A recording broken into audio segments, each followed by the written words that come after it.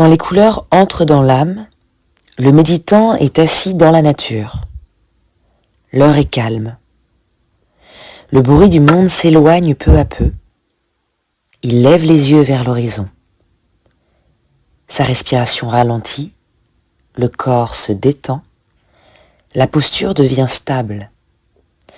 Un espace s'ouvre entre lui et le tumulte extérieur. Au loin, un arc-en-ciel apparaît. Il se forme entre le ciel et la terre. Ses couleurs glissent dans la lumière comme venues d'un secret ancien. Alors une question naît en lui. Pourquoi les couleurs touchent-elles l'âme avec une telle force ? Pourquoi l'une ouvre-t-elle la paix quand une autre réveille le désir, la peur, la nostalgie ou la mémoire ? Comment une couleur entre-t-elle en nous et réveille-t-elle des émotions que les mots portent mal ? À mesure que la question grandit, les couleurs de l'arc-en-ciel se séparent, une à une. Elles avancent vers lui dans le calme, comme si elles venaient révéler ce qui habite ses profondeurs. C'est ici que le voyage commence. Un voyage du paysage vers l'intérieur, un voyage de la nature vers la conscience. Le méditant voit les couleurs entrer en lui et révéler l'ordre de ses besoins, de ses peurs, de ses désirs et de sa manière d'être au monde. Il ferme les yeux. Le souffle devient plus lent. Il sent son corps de l'intérieur, le poids des pieds, le calme des jambes, la stabilité du bassin, le mouvement du souffle dans la poitrine, le repos des épaules, le battement dans la tête, le rythme du cœur dans le silence. Puis le monde extérieur s'efface, la terre se retire, l'air se retire, les arbres se retirent. Devant lui s'ouvre un vaste espace intérieur.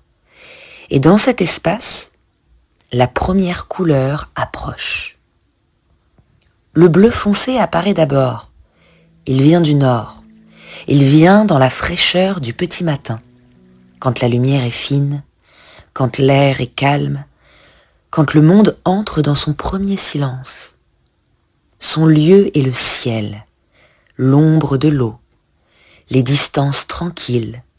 Le bleu dit « Je suis la sérénité, je suis l'accueil intérieur, je suis la sécurité affective, j'ouvre la porte du repos, je réveille le besoin d'apaisement, je rappelle à l'âme son désir d'abri intérieur. Chez d'autres, je touche une ancienne blessure, une peur de la proximité, ou une réserve née des déceptions. Puis le vert apparaît. Il vient de l'Est. Sa force grandit dans la matinée. Quand la terre s'éveille, quand la vie reprend sa tenue. Son lieu est celui des champs, des arbres, de tout ce qui pousse avec constance depuis l'intérieur. Le vert dit « Je suis l'équilibre. Je suis la dignité, je suis la limite juste, je suis la stabilité, j'éveille une force calme, je réveille la droiture, je rappelle à l'âme sa valeur intérieure. Chez d'autres, je révèle une fatigue née de trop d'efforts, une peur de perdre le contrôle ou un épuisement causé par une longue résistance. Puis vient le rouge, il vient du sud. Sa force apparaît à la fin de la matinée, au début du mouvement quotidien.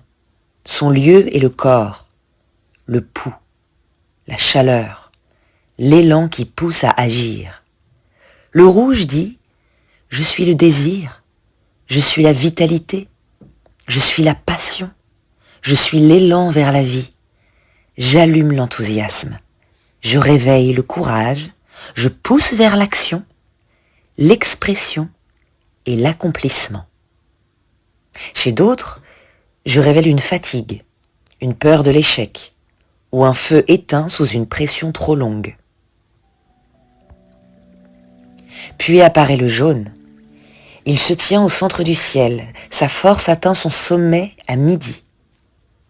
Quand la lumière est à son plein déploiement, quand le ciel est dans sa plus grande clarté, son lieu est l'horizon ouvert, la lumière qui montre le chemin, le moment où l'âme voit plus loin que son présent.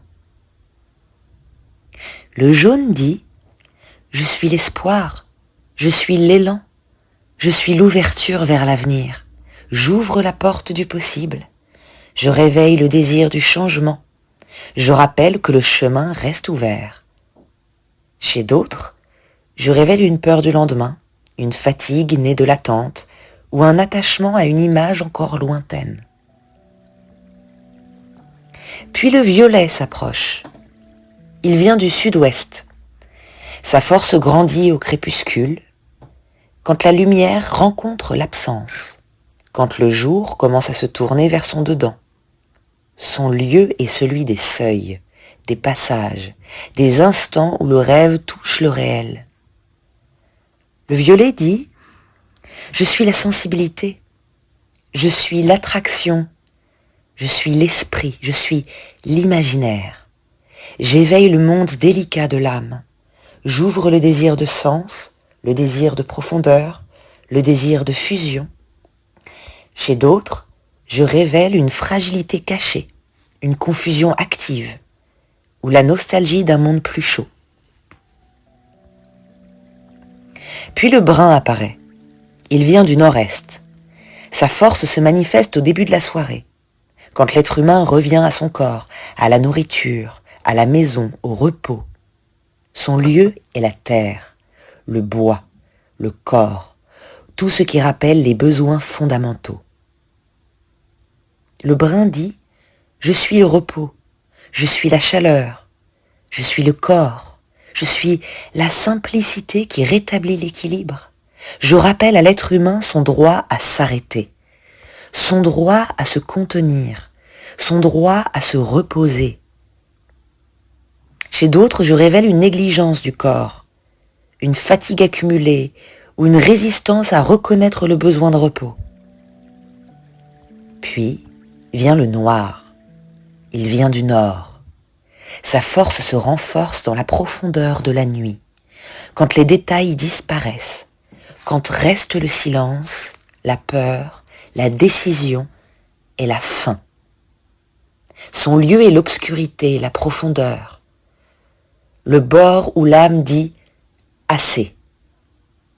Le noir dit « Je suis la décision, je suis le refus, je suis la fin, je suis la dernière défense.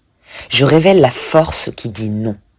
Je montre la limite que l'âme ne veut plus franchir. » Chez d'autres, je révèle une peur de la rupture, l'approche de la limite extrême ou le conflit avec quelque chose qui ne peut plus être supporté.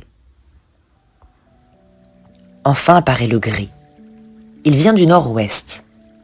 Sa force se manifeste dans l'aube pâle, dans les jours couverts, dans les heures de transition. Ni nuit entière, ni jour entier. Son lieu est le brouillard, les distances froides, la zone où l'âme recule d'un pas. Le gris dit « Je suis la neutralité, je suis la distance, je suis le retrait provisoire, j'offre une zone de protection, j'ouvre un espace moins bruyant, moins exposé, moins impliqué. » Chez d'autres, je révèle une froideur inhabituelle, une fatigue du retrait ou un refus de rester à la marge. Ainsi s'achève la première rencontre. Le méditant comprend alors une chose essentielle. La couleur se déplace avec le temps et avec le lieu. Le jaune du midi ne porte pas le même effet qu'à l'aube. Le bleu du petit matin ne porte pas le même effet qu'en plein jour. Le violet révèle son secret au crépuscule. Le noir parle dans la profondeur de la nuit. L'effet change parce que l'instant change, parce que le lieu change, parce que l'être humain change lui aussi. Deuxième rencontre, les couleurs reviennent selon son état. Après avoir entendu leur langage, les couleurs reviennent. Cette fois, elles révèlent leur place en lui, leur ordre, leur influence, le sens de leur réunion à ce moment de sa vie. Le jaune et le vert reviennent d'abord. Il comprend que son âme se tourne vers un avenir nouveau. Elle avance vers l'espoir, elle protège sa dignité, elle garde ses limites, elle respecte sa valeur. Le jaune lui donne l'horizon. Le vert lui donne l'axe intérieur. Un sens se forme, un pas nouveau porté par la dignité. Puis reviennent le bleu et le rouge. Il comprend qu'il veut unir la paix et l'action, la sécurité et l'accomplissement. Le bleu réveille le besoin de calme. Le rouge réveille le besoin de mouvement, de participation et de vie. Une autre sens se forme. Un cœur qui cherche la paix et une force qui veut agir. Puis reviennent le violet et le noir.